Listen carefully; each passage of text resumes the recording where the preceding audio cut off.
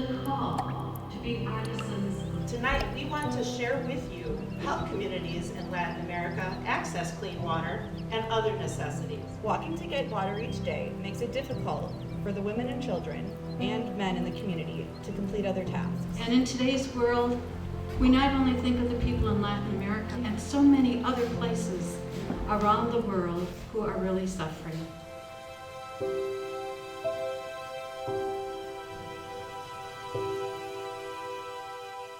Our mission of Global Partners is to build relationships through collaboration on water, food, health, and education.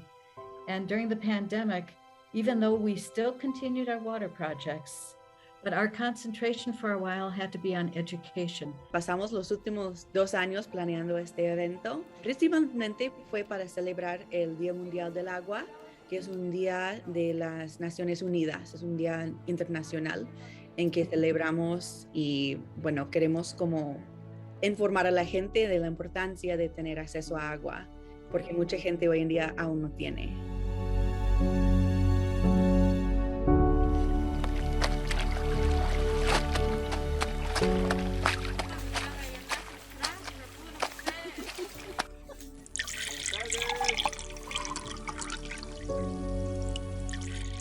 The last years, I would think of just these last 3 years during the pandemic, which were very hard, especially on the people in Latin American rural villages. El verano pasado, 2020, no pudimos hacer muchos proyectos del agua, desafortunadamente a causa de cosas de la pandemia, pero pudimos entregar paquetes con comida, también con cosas como medicina, mascarillas, y otras cosas como arroz, frijoles, productos higiénicos, cosas así, a las familias en las comunidades en Guatemala.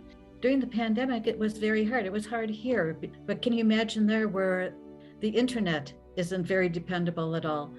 People can't afford books.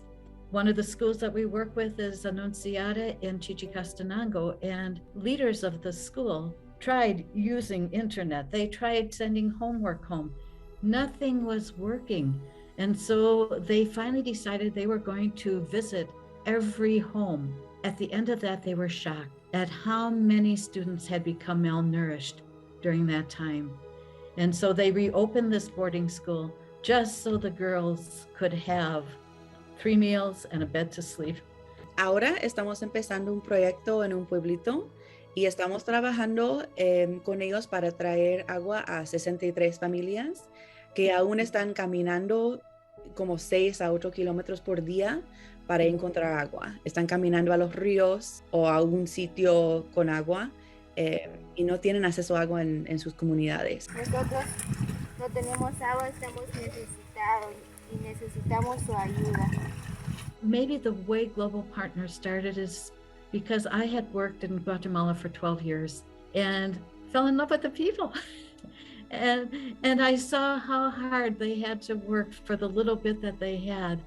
Not that they were poor, their spirits were so much richer than some of ours. We built a friendship, and it's something that we just would like to continue. And I like to pass that spirit on to younger people. Así que durante el evento informamos a la gente sobre nuestros proyectos y lo que hemos hecho durante los últimos años y celebramos nuestros logros. Básicamente informamos a la gente de la importancia del agua. And many people become aware after they have traveled with us to Guatemala and they see the needs for themselves.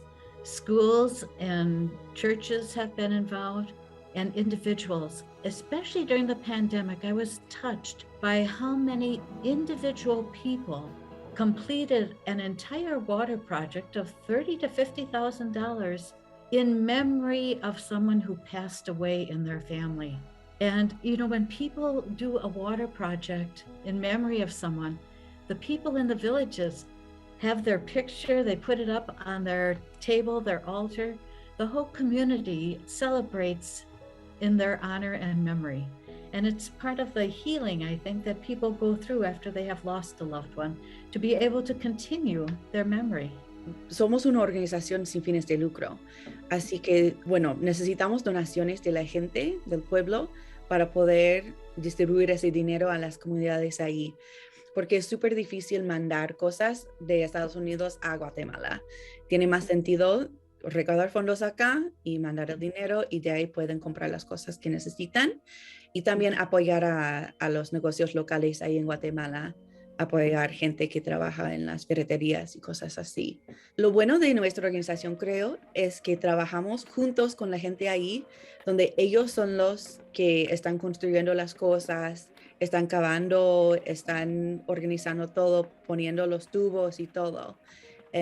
Y ellos aprenden a manejar los sistemas y reparar y todo eso. Que muy lindo, es como, sí, trabajamos juntos ahí con la comunidad. Right, and we are just so grateful to work with a partner on the ground, Asociación Unidos por la Vida. And it's a team of 5 from their water team who work with the people in the village, but it's all the villagers who do the work. What Global Partners does is we help raise awareness and raise funding. When we first began the water projects, because they are expensive, I thought we might be able to do 1 project a year, maybe the second year 2. But now in these 20 years, we are on project 159. They aren't all water, but more than half of them are water. And that's just due to the generosity of so many people. And we've gotten younger people involved. And what's so wonderful about Global Partners is there's so much mutuality. You know, they help us, we help them. We become friends over the time. Bueno, nos encantaría tener más gente trabajar con nosotros. Entonces, si tiene interés en participar, en ser voluntario, en trabajar en la mesa directiva, bueno, puede ponerse en contacto con nosotros a través del sitio web de globalpartnersrunningwaters.org. Yes, and it's so good that we can celebrate a World Water Day where we can be grateful for the water we have. And then to remember those who still have to walk distances just to have enough water for drinking and cooking and bathing and planting. But water is life. Water does make a difference. De acuerdo con la Organización de las Naciones Unidas, la ONU, 2.200 millones de personas viven sin acceso a agua potable. Este año, la ONU quiere dirigir la atención del mundo a las aguas subterráneas, las cuales se encuentran bajo la tierra y constituyen los mantos acuíferos. Antes sufría mucho ir a cargar agua en los barrancos, mi esposa, mi familia sufren mucho, pero ahora estamos felices, estamos contentos porque ya tenemos nuestra agua y tiene suficiente fuerza el agua, gracias a Dios que por los vecinos, los comités, gracias a Dios. Le agradezco bastante, estamos felices, estamos contentos. El chorro tiene bastante fuerza y estamos felices. En América del Norte y Europa, los nitratos y los pesticidas constituyen una gran amenaza para la calidad de las aguas subterráneas.